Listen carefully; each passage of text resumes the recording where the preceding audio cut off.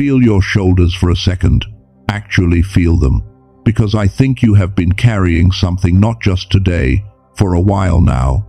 The weight of a decision that took everything you had. A move you made that went off the original plan. Something you did that surprised even yourself. And here is what nobody in your life may be saying to you right now, but I am going to say it, right here, before anything else. What you did worked. I know the confirmation has not fully arrived yet. I know the room went quiet when it should have erupted. I know there are mornings when the first thought is, did I break something that was carefully designed for me? But chosen one, stay with me, because what I am about to share with you is not a comfort. It is a revelation, and there is a difference. You did not go off the divine plan. You fulfilled it at a level the original version never could have reached. And the moment you made that move, something shifted. Not disappointment on the other side. Not correction. Not silence. The word I keep coming back to for what happened is this. Or, let me show you why. But first I want to tell you what is waiting for you in this video, because I think it is worth your full attention. By the time we are done, you are going to understand exactly why your off-plan move was not a deviation, but a deeper entry into what was always yours. You are going to receive a revelation about what the original plan was actually designed to do, and it is not what most people assume. And later in part 2, I am going to share a discovery from a research lab from Princeton about what is happening in the brain of a person who can do what you just did when almost no one else can. All of that is coming. Stay for it. Now, let me see you for a moment. Not the version of you that is holding it together. Not the version that knows how to answer when people ask how things are going. I want to see the version that woke up in the middle of the night last week and lay there in the dark, running through the decision again. You went off the script, not carelessly. Not because you stopped believing in something, but because something in you, something quieter and more certain than logic, said this is not it. And you listened.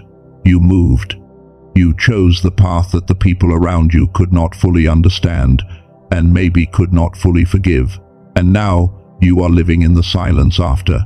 That silence sounds different than you expected, does it not? You thought that doing the right thing would feel like relief, like a door opening wide, and there has been some of that. But there is also this other thing, a low, steady hum of uncertainty that sits just beneath the surface of your days. The kind of thing you can almost forget about when you are busy, but that comes back every time it gets quiet. If even one of those things is true for you, this video did not find you by accident. Because here is what I know about the chosen one who is in this particular season. You did not deviate from your path because you were lost. You deviated because you had outgrown the version of the path that everyone else could see. And the distance between the plan you left and the one you are building, that distance is not emptiness. That distance is where you are being formed right now. The people who stayed on the safe plan, I am not saying they are wrong. But there is a specific kind of person for whom the safe plan becomes a cage. Not because the plan was bad, but because the person inside it was becoming too large for its walls. You did not break out. You grew past it. And before we go any further, I want to ask you something. Think back to the moment you actually made the move, not the aftermath, the moment itself. Was it reckless? Was it impulsive? Or was it, and be honest with yourself, was it the most clear and certain you had felt in a very long time? That clarity, that moment of knowing, that is not the sensation of a mistake. That is the feeling of someone finally executing the move they were always being prepared for, which is exactly where the first revelation begins. Most people, when they think about a divine plan, picture something like a navigation system, a fixed route, step by step, turn by turn, and if you go off the route, the system recalculates, meaning you made an error, and now the design is adjusting to accommodate your mistake. That is not what happened to you, and that is not how divine plans actually work. Here is the first thing I need you to understand, and I need you to really let it land, because it changes the entire frame of everything you have been carrying. A divine plan is not a navigation route. It is an architecture. There is a real difference between those two things. A route has one correct path, but an architecture, a living one, a real one, has walls and floors and deep structure, and it also has spaces, intentional spaces, gaps that exist not because the architect forgot something, but because the architect knew that the fullest version of what was being built required those spaces to be filled by something that could not be pre-installed. The original plan in your life, the one you supposedly deviated from, that was the architecture. The foundation was real. The structure was real. But the gap, the specific place where you were always meant to fill something in that no one else could fill, that gap was always there, by design. You did not go off the plan. You walked into the space the plan was built around. And here is what that means for you right now. The people who follow the route, they arrive. They complete the path. That is not nothing. But the people who understand they are living inside an architecture, those are the ones who build, who add something permanent, who create a layer that was not there before and cannot be replicated by anyone who was not exactly who they are. You thought you went off plan. What actually happened is that you went deeper into the plan than the plan could take you from the outside. The people who never deviate never discover what is inside the walls. You went inside. And now, the question that I want you to carry forward, the one I am going to answer in the next section, is this. If the plan had an intentional gap, and if you were the one who stepped into it, who designed that gap? And what did they anticipate when they put it there? I am going to come back to that. But first, something important needs to be honored. If the only thing you received today was this, you did not break the divine plan. You stepped into its deepest layer. I think that alone would be enough to shift something in the way you carry yourself. But that is not the full picture. And you deserve the full picture. Before I take you there, though, I want to pause on something I kept thinking about while preparing this. There is a piece of research from Princeton about what happens inside the brain at the level of frequency when a person makes the kind of move you just made. When someone steps outside the established pattern and creates something new instead of following something old, most people cannot do that. The research shows exactly why. And what it revealed about the specific type of person who can, that is something I am going to share in part 2. Hold on to that, because it is going to connect everything we are talking about today, all the way down into the science of who you actually are. But before Princeton, before the deeper revelation, there is something else. I want to slow down, because there is a space you are in right now that deserves to be named. It is the space between having done the thing and knowing what it means. Most people are taught about the decision, they are taught about the results, but nobody talks about the in-between. The place where you have already moved, and the confirmation has not fully arrived, and the world around you is still adjusting to the version of you that made the move. That place has a particular feeling, and the feeling is something like heaviness, not regret, not exactly, but a weight, the specific weight of holding something true that your environment has not yet caught up to.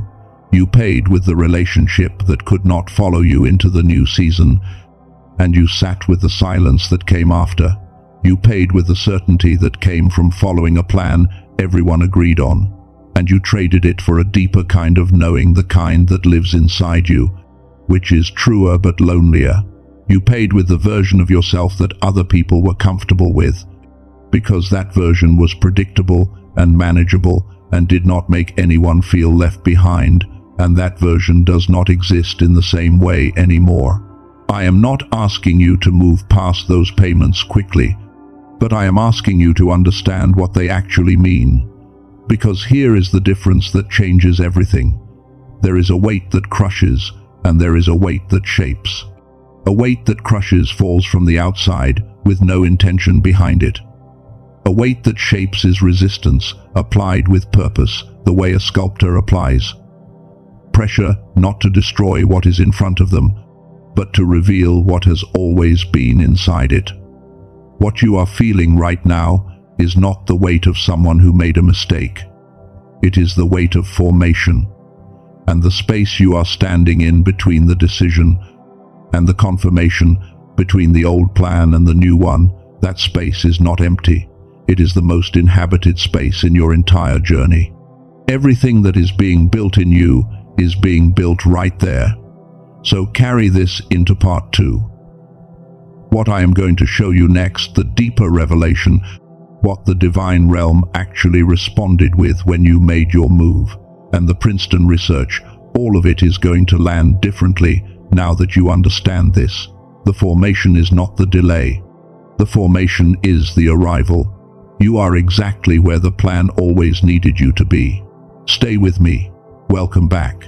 If you are just joining, I want to give you a single sentence of what part 1 was about. Someone you know, maybe you made a move that went off the original plan. And the first revelation was this. What looked like deviation was actually a deeper entry into the architecture of what was always designed for your life. But that was only the first layer.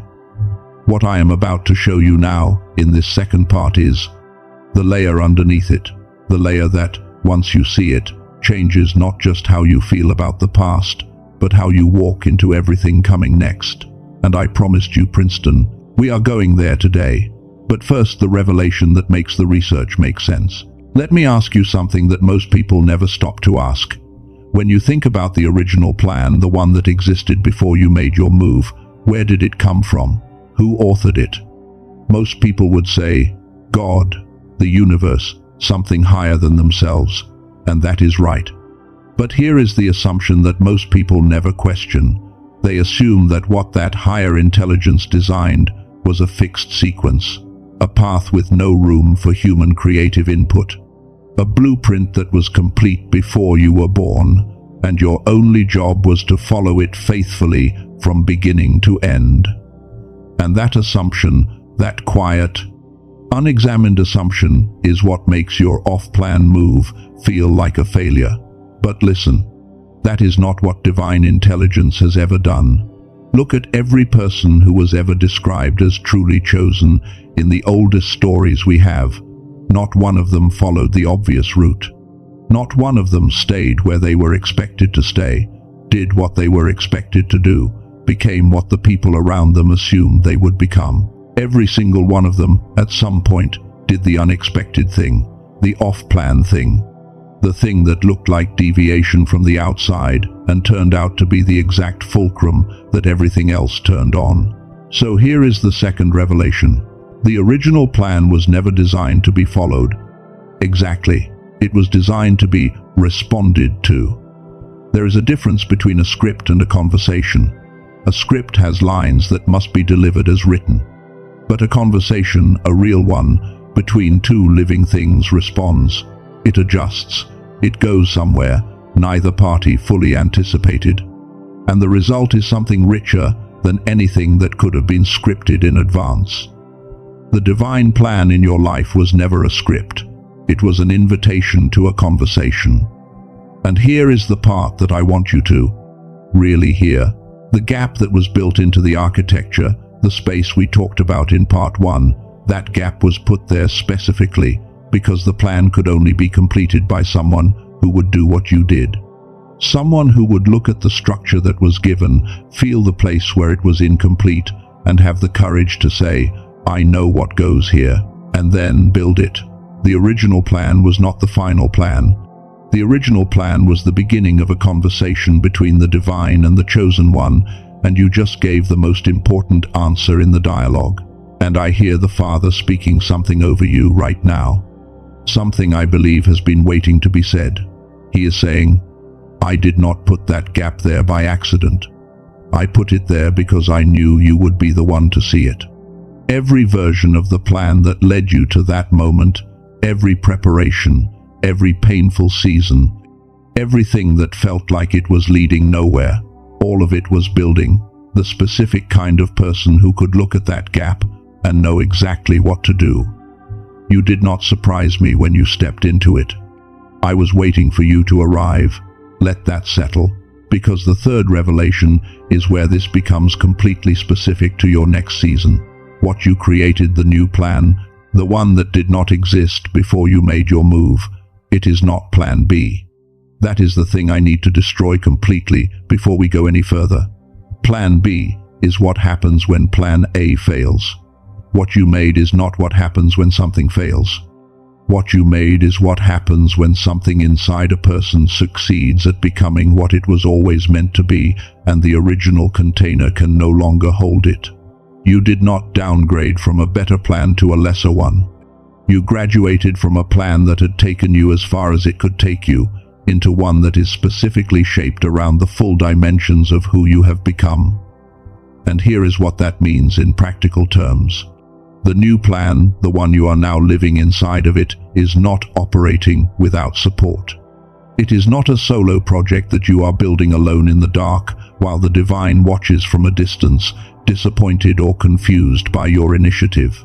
The moment you stepped into that gap and began building, something began building alongside you. What felt like you going it alone was actually you being accompanied in a way that required you to be further into your own territory first. What felt like losing the road was actually the road becoming something that could only be traveled from inside you rather than underneath your feet. What felt like the plan falling apart was actually the plan reaching the layer where it could only continue as something you were co-creating. What felt like the divine going quiet was actually the divine leaning in, not watching, building. And that brings me to the thing the title of this video was always pointing toward, the word that sits in the subtitle, the one I have been building toward since the beginning of part 1. Shocked. I want to address it directly because I know some of you have been carrying a quiet theological discomfort with it. How can God be shocked? An omniscient God does not get surprised. He sees everything. He knows everything. That is foundational. You are right. And I am not taking that away from you. But there is a difference between being surprised and being moved. There is a difference between not knowing something is coming and having a response to it, that the only word we have for, in the language of human emotion, is awe. A parent who watches their child do something extraordinary, something that the parent always believed was possible, always hoped for, always prayed toward. That parent is not surprised. They knew. But when the moment arrives, when the child actually does it, there is a response that is not neutral. Something rises, something stirs. Something that looks, from the outside, like being undone in the best possible way. That is the shock of this title. God was not caught off guard when you made your move. He saw it before you did. He prepared you for it before you were born. But when you actually chose it, when you actually stepped past the fear and the comfort and the expectations of everyone around you and did the thing that required the most of you, there was a response. And I sense the Father saying something very specific right now, something I believe is meant directly for whoever is hearing this. He is saying, you did not surprise me, you amazed me, and there is a difference. I have always known what you were capable of, but watching you choose it, watching you become it, that is something that moves me in the deepest way. I did not bring you to this threshold to abandon you on the other side of it. I was there when you crossed. I am here now, and what you have begun, we are finishing it together. I want you to hold that, not as religious language, as the deepest truth about what is actually happening in your life right now. And now, the Princeton research. The thing that ties everything we have just talked about together, all the way down to the level of your brain. Because here is what I kept thinking about as I prepared this. If certain people can step outside the established pattern and create something new, when most people genuinely cannot, there has to be a reason.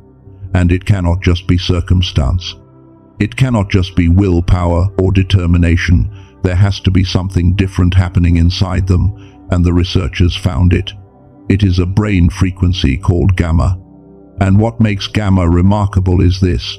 It is the frequency most directly linked to moments of breakthrough, to flashes of insight, to the kind of clarity that lets you know something is right before you can explain why. The scientists who study it describe it as the brain operating at its highest level of integration, the state where information from every part of your mind comes together at once. And what comes out of that is not calculation, it is knowing. Chosen ones are born with higher than average gamma activity. That is the research. That is why, as children, you learned fast, felt deeply, had intuitions that were difficult to explain. That ability to feel the gap in the architecture, to walk into it when everyone else stayed outside, that was not just courage, that was gamma.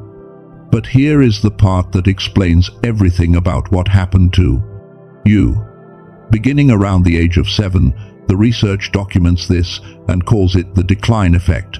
The educational systems, the social environments, the patterns of modern life, all of them begin to quiet the gamma, not intentionally, but systemically, and it does not stop. And for someone whose gamma was higher to begin with, the loss is felt more deeply, because the gap between who you were built to be and who the world has trained you to function as is larger. That brain fog that makes the right decision harder than it should be, that heaviness, that feeling of knowing something and not being able to access it fully, that is not a character flaw. That is the decline effect working on the most gifted instrument in the room. I know you've tried to close that gap, maybe through meditation, maybe through practices you believed in and gave real time to. And maybe it helped in moments, but the honest experience for most people is that the clarity was inconsistent. The knowing came and went. The reason is not that those practices do not have value. It is that they work on the surface of the problem, not the root of it. A woman I want to tell you about, 38 years old, had done everything: meditation, yoga, spiritual retreats that cost her real money and real weeks of her life. And she said that the feeling of genuine connection, the real thing, not just peace but actual knowing, had never quite fully arrived. She said she bought the thing I am about to tell you about not because she believed in it, because she had nothing left to lose. 2 weeks later, she described what happened with one word: synchronicities. She said it was like the universe suddenly began speaking in a language she could understand again. What she found was something called the genius song. It was developed by a neuroscientist named Dr. Robert Lake, who spent 34 years studying brain frequencies, published alongside research from MIT, Harvard, Stanford, Princeton. And what he built is an audio track 7 minutes long that uses a technology called brain entrainment to guide the brain directly back to the gamma frequency it was born with, not through years of practice, not through months of discipline, directly, in the first listening. This is not the same category as a meditation recording or a sound healing playlist. The mechanism is completely different. Meditation works by asking the mind to quiet itself over time. Brain entrainment works by giving the brain an external frequency signal and allowing it to synchronize. It is a direct activation, not an indirect cultivation. 7 minutes, every day. That is all. I know what some of you are thinking right now. You have been disappointed before. You have tried things that promised results and delivered nothing. I understand, and I am not going to ask you to take my word for it. Dr. Lake's research was not conducted in someone's personal studio. It was validated across some of the most rigorous neuroscience departments in the world. And 18,366 people have now used this, with results that go from sharper focus and faster decision-making all the way to what that woman described. The feeling that the channel between you and something larger than yourself is open again. The gamma frequency is not a metaphor, it is measurable. It shows up on EEG scans, and when it is active, the results are not subtle. Now, the reason I am telling you about this in the context of what we have been talking about today is not coincidental. The kind of clarity you used when you made your off-plan move, when you felt that knowing and acted on it, even though it cost you, that was gamma operating in a moment of high stakes. But imagine having access to that clarity consistently, not in moments of crisis, every day. To get the original version of the Genius song with the full brain entrainment technology embedded, not a copy, the regular price is $49. But Dr. Lake created a specific access point for people who find it through videos like this one, because he believes these are the people who are actually ready for what it does. Through the link I have placed in the description and the pinned comment of this video, you can access it for $39. Not on Amazon, not on Spotify, not anywhere else. Only through that specific link. And with it come 4 additional resources: an audio track designed for children to protect their gamma before the decline effect sets in, the original book that inspired the film The Secret, the financial one, more grounded than most people realize, a guided visualization for your ideal life across 4 areas, and an infographic of the 5 most important habits for creating the future you are building. All of that, $39, with a 100% money-back guarantee. No conditions. If you use it and feel nothing, you get every dollar back. The risk of trying is 0. The risk of not trying is another day, with the gamma quieter than it was built to be. I want to say one important thing. There are imitation versions of the Genius song online sites that use the name but do not contain the actual brain entrainment technology. They are audio files with no active frequency component. They do not do what the original does. The only way to receive the real product with the full technology, all 4 bonuses, and the money-back guarantee is through the link I have placed in the description and the pinned comment of this video. Please do not search for it elsewhere. The person you are becoming, the one who had the courage to write a new plan when everyone else was still following the old one, that person also takes back the tools that were taken from them. If you want to explore the 7-minute process, the link is there waiting for you. And now, I want to close with what I believe is the most important thing I can leave with you today.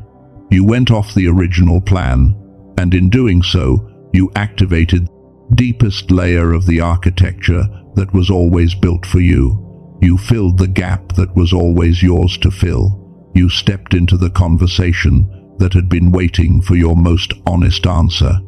And heaven began building into what you created the moment you chose it.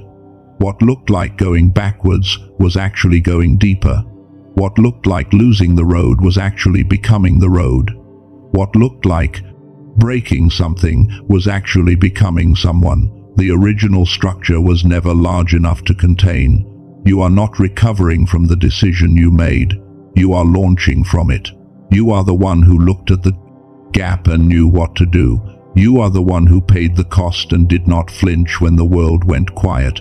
You are the one who wrote a plan that required a level of courage the original plan could never have asked for. And I want to close with what I sense being spoken over you right now, not from me, from something much older and much closer to you than this video. I hear the Father saying, "What you began, I am in it." Not watching from a distance, not accommodating it from the outside. I am inside the new plan with you, the same way I was inside the original one building. And what comes next in your life is not you continuing alone in a direction I am uncertain about. It is you and I finishing together what you were brave enough to start. Go build it. I am already there. To every chosen one watching this, you did not deviate from God's plan. You stepped into the fullest version of it. Now go build what only you can build.